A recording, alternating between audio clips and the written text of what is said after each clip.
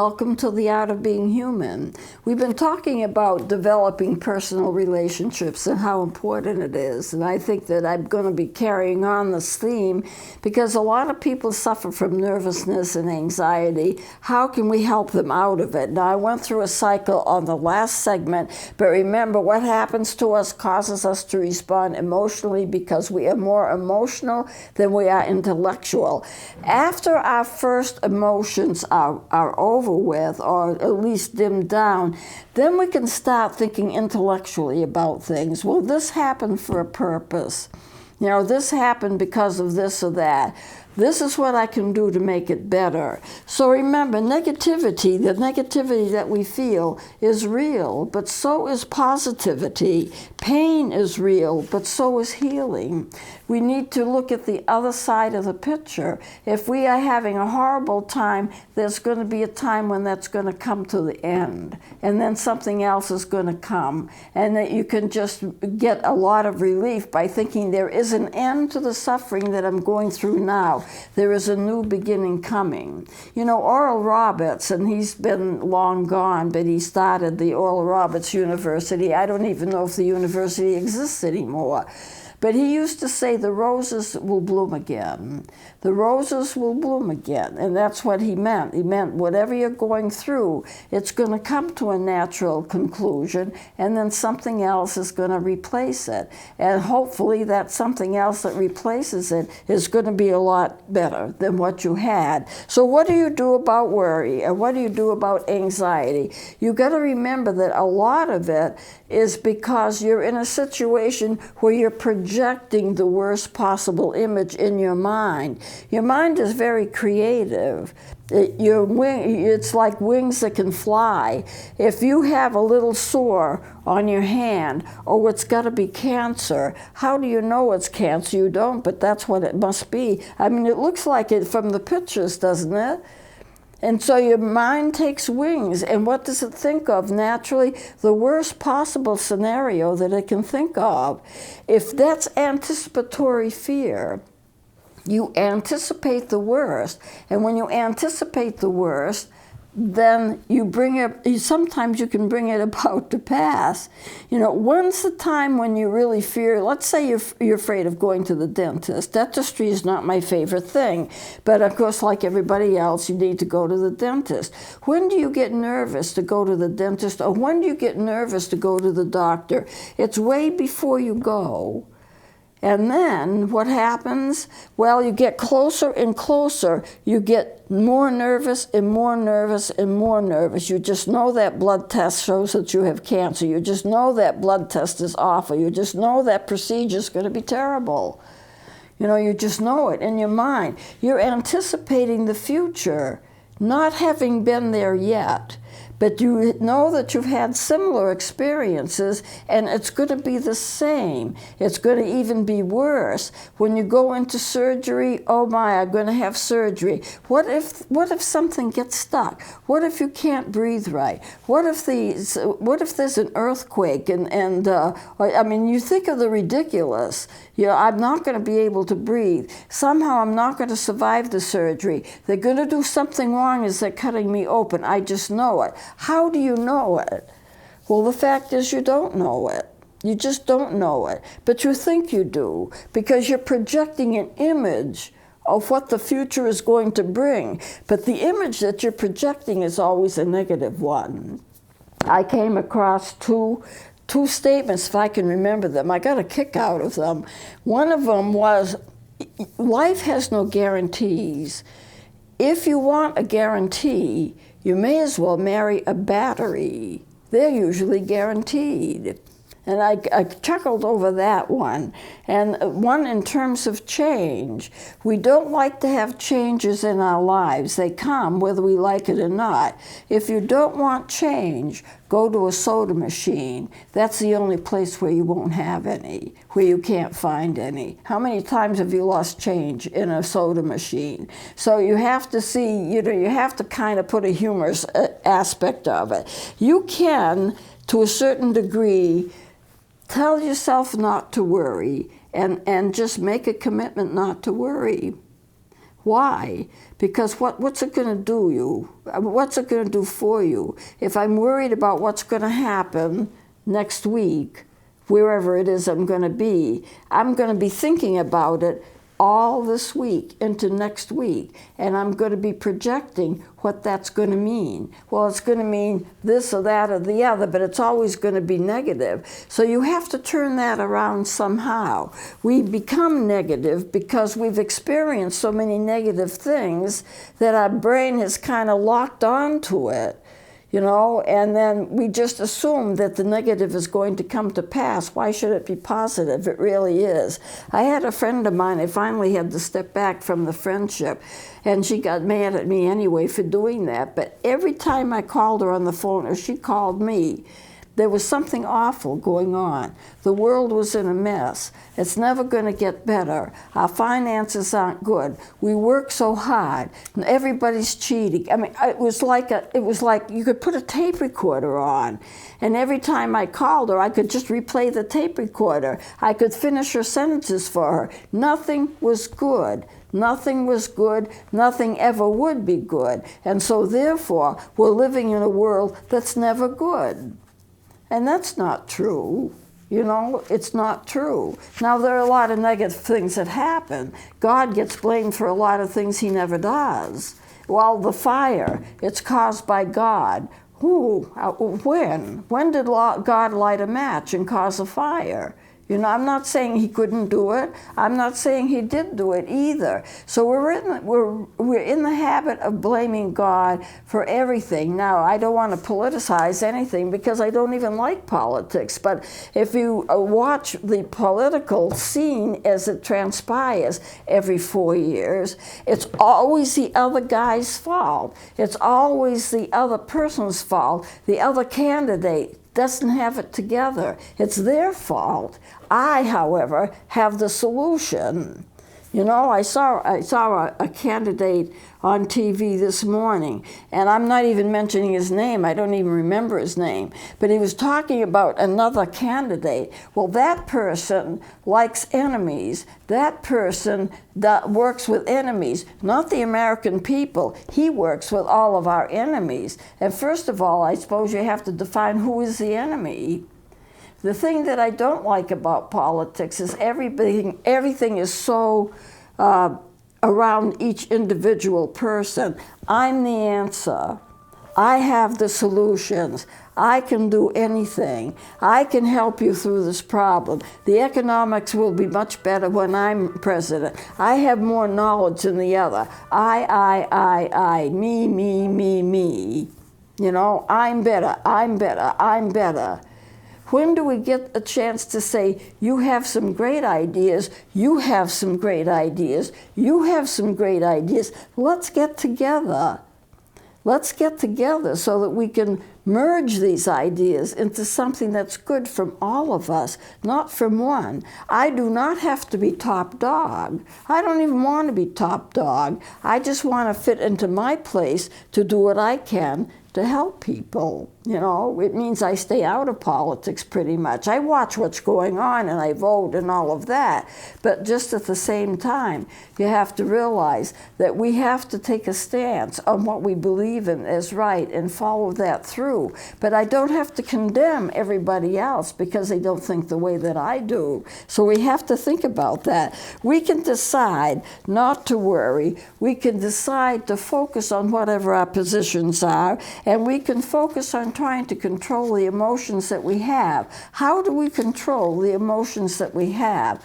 Well, what we can do, of course, is to realize that our emotional reactions to things aren't necessarily the most accurate.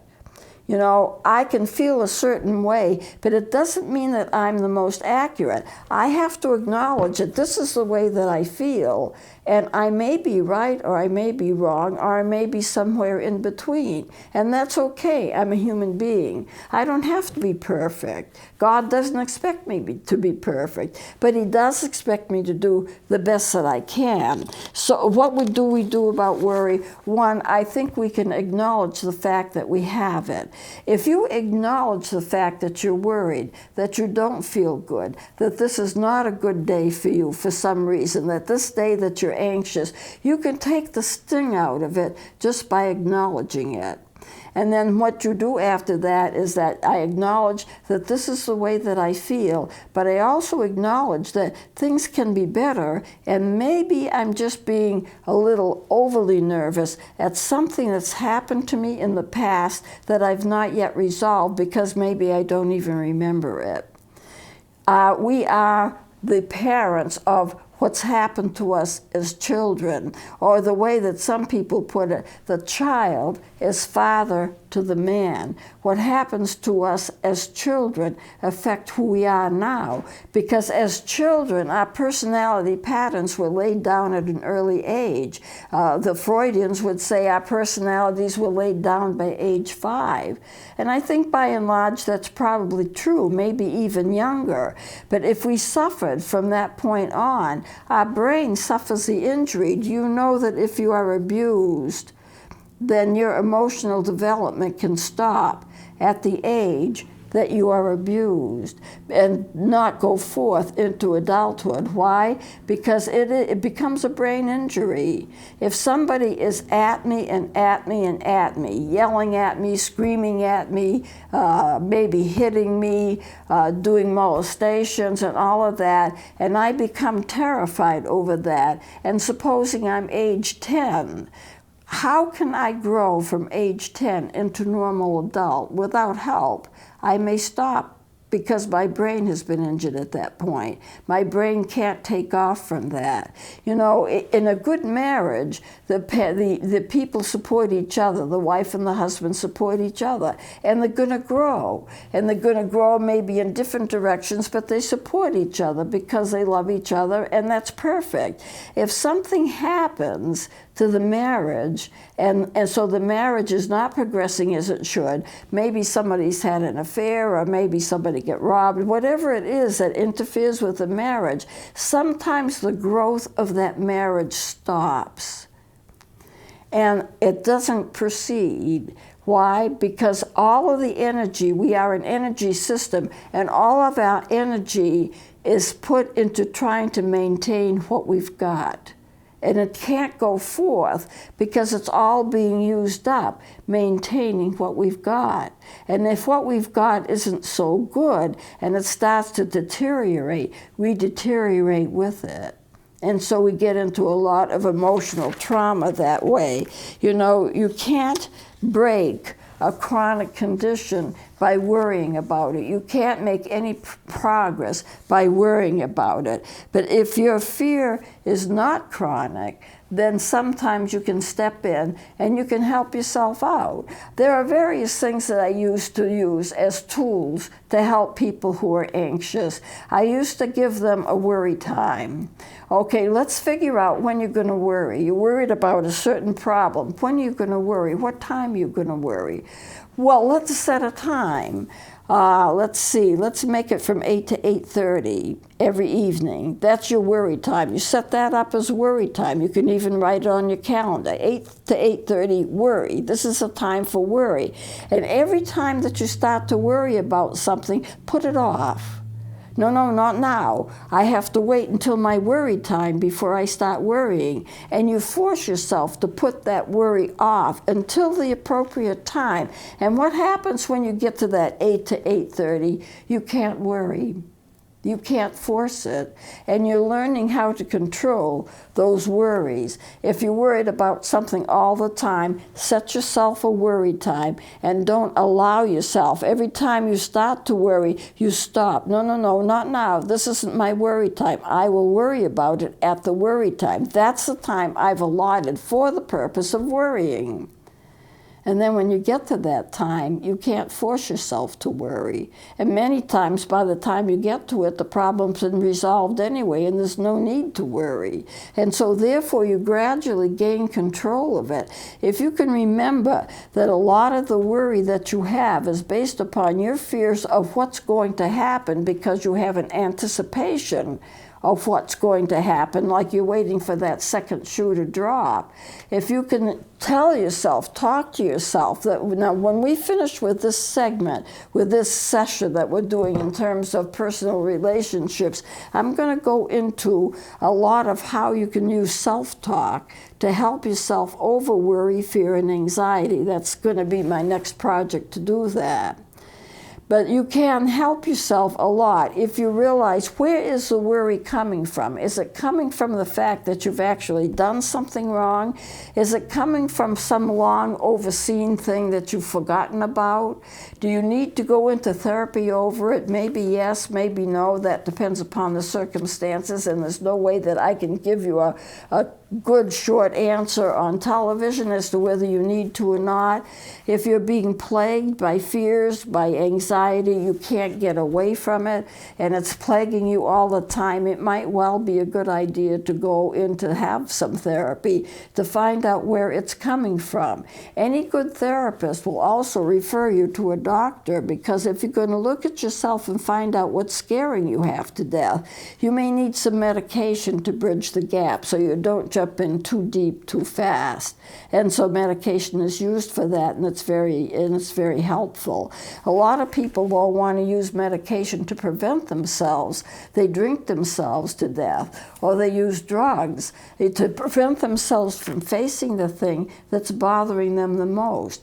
The thing is that I mentioned before, being afraid of going to a dentist or being afraid. When you get there, when does the anticipatory anxiety stop? It stops when you're there. Supposing you're fearful of going to a dentist and you've been worried about it all week. You know he's going to do this or that or the other. You know it might hurt. You just don't like it. What they use to take fillings out with, it's noisy and everything, and you've got stuff in your mouth, and it's just very uncomfortable, and you worry about it, I don't know if I can go, should I postpone the appointment, I can't stand this fear anymore. And you get there, and the moment you get there and you sit down in the dentist chair, the fear is gone. You don't have it anymore, because the situation is not, it's no longer anticipatory. You're there. You anticipate it as long as you're not there. But when you get to the point where you are there, then it dissipates, because it's no longer anticipation. You're at the point of what you were worried about. And usually it just works out fine, and you don't have to fear. And you get out and you finish the appointment, and then you say, what was I worried about? That was nothing. But the cycle repeats itself. The next time you have an appointment, the same thing is going to happen unless you get control of it. It's going to become chronic, and you don't want it to become chronic. It's very important as children, when children grow up, that they have a very healthy self-esteem. And I'm going to kind of tell you a story. This is a true story. I was watching a television program of two little dancers. I think one was maybe 9 and the other was 11. The little boy was a couple of years older than his sister. And this was a dance competition. They were both loved dance. They both were taking lessons, and they went to this competition, and for some reason they were paired against each other, so they were competing against each other. And the little boy won the competition, and his little sister didn't. And he had a negative reaction to that. And they said, oh, you must be so happy because you won. And he says, no, I feel terrible. And they say, why would you feel terrible? You won this big competition. He says, my little sister didn't make it. Now, pairing two children in the same family, especially if they're close to each other, in a competition, I think is a terrible idea. You know, she was younger by 2 years. She wasn't as strong as he was. She's a little girl, he's a little boy. Boys are usually stronger anyway. She had 2 years less training than he had. Of course he won, but he felt terrible because she wasn't a part of it anymore. He won, he left her behind. I think as we raise children, we have to realize that children don't think like adults. An adult can be in a competition, they can win, and they're okay with that, and they're okay with, and the people who don't quite make it are okay with it too. It's a competition between adults, usually not between family members, and usually not between children of the same family.